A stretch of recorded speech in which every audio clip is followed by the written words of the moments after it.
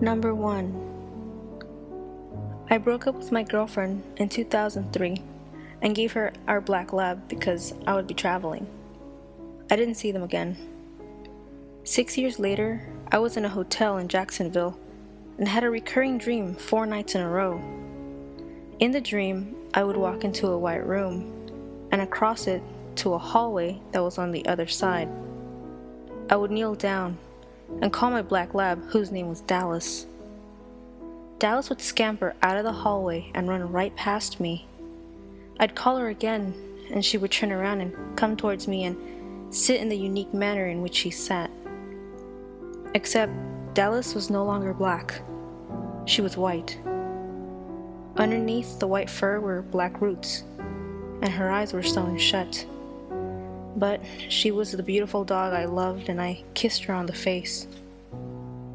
This dream repeated 4 nights in a row. On the 5th day, I decided to write my ex-girlfriend an email and tell her the dream.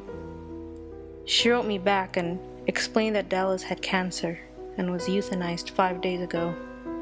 She said she thought Dallas always wondered what happened to me and wanted to visit me one last time. I bawled so hard, and I'm nearly bawling now at the thought. Number 2. I attended the same university for my bachelor's and my PhD. There was a lovely woman by the name of Jennifer who was my reading and the content area instructor. The guys all swooned over her. She was gorgeous, and I loved her because she read to us The Giver out loud. She was an awesome instructor, and she was doing her PhD in literacy. Fast forward a few years, and Jen has moved to South Carolina to teach literacy. I'm now in my PhD program and in the same grad student office she used to work in, with other literacy people that were her colleagues. And then we get the news that she was murdered by her boyfriend. Everyone is totally devastated. It was a huge blow to the department, and she was genuinely loved by everyone who knew her. So, a few days after her funeral, I'm in the office suite at school very early in the morning when no one else was around. The grad students had a fishbowl office, 10 of us with group desks within a larger office suite that was locked and had light motion sensors. I'm walking in and pass a locked door with windows, and I see a woman with short, dark hair walk the other way inside, which was weird because the lights didn't flicker on when she moved. So I walked around the corner to the door with a key code and let myself in. I walk inside and head to where I saw her. The lights flicker on when they sense me. Nobody is there. It's just me and an entire suite of empty offices. I swear to God it was her, saying goodbye to a place she spent so many years and where she had so many friends. It spooked the hell out of me, but made me sad too. Number 3. Back in 2007, my grandpa finally lost his 20-year battle with leukemia.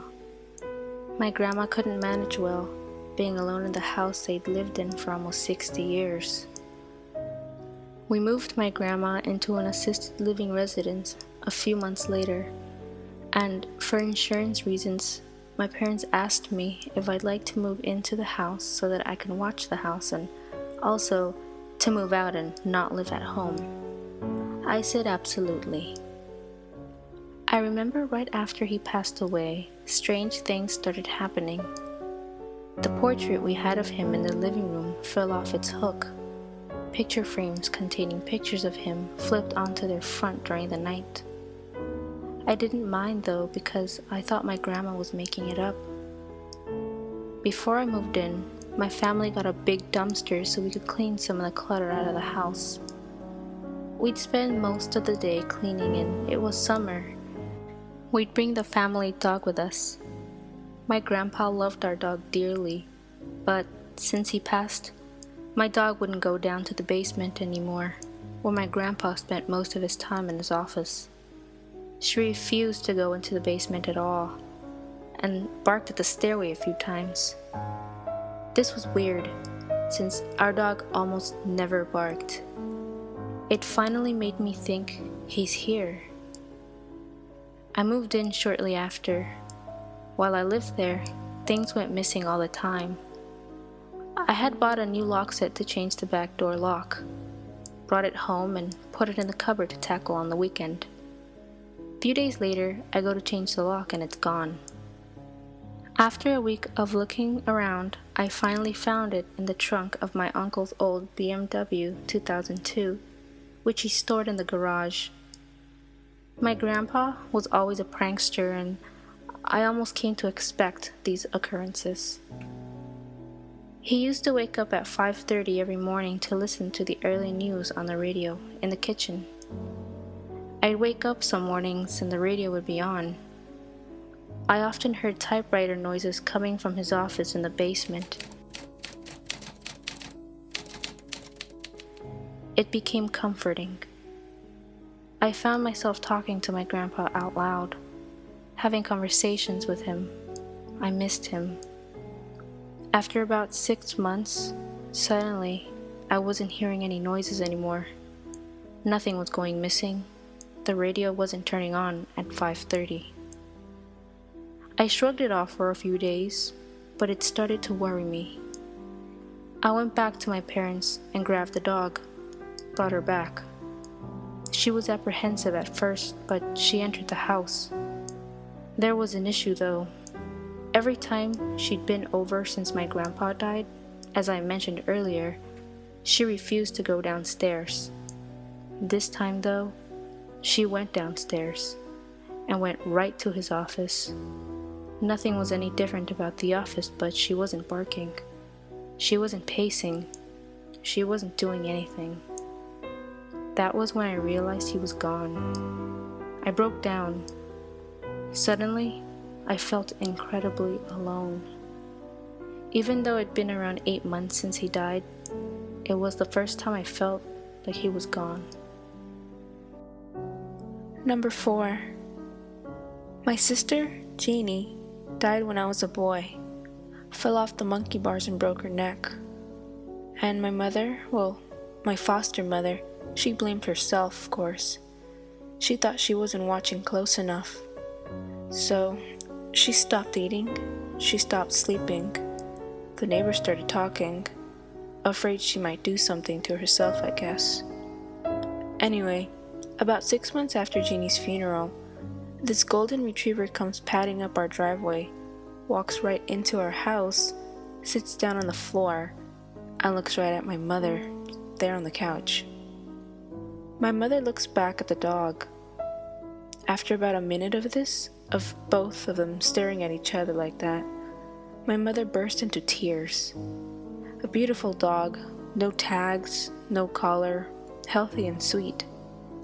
The dog slept in Jeannie's old room, on Jeannie's old bed, and stayed with us until my mother passed 5 years later, then disappeared back to wherever she came from in the first place. Number 5. I had a cat named Max. I got him from the Humane Society when I was 10. He eventually comes to me, loves me the most, didn't care for anyone else in the family. I love that cat like he was my kid. When I was around 22, he disappeared for 3 months. One night, he comes back, emaciated and all fucked up.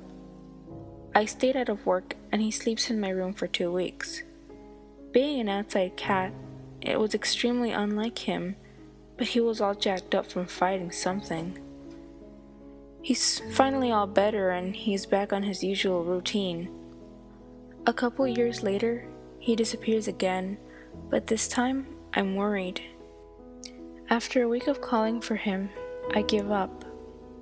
One night, I'm almost asleep, or had just fallen asleep, but I felt my bed shake like it did when he had jumped on it. I raised my hand up and he did the usual rubbing into it, so I rubbed his head and pet him without opening my eyes, and then he hops off my bed. I go back to sleep, and when I get up, I ask my brother Max where he is, and he says he doesn't know. I told him he must have let him in.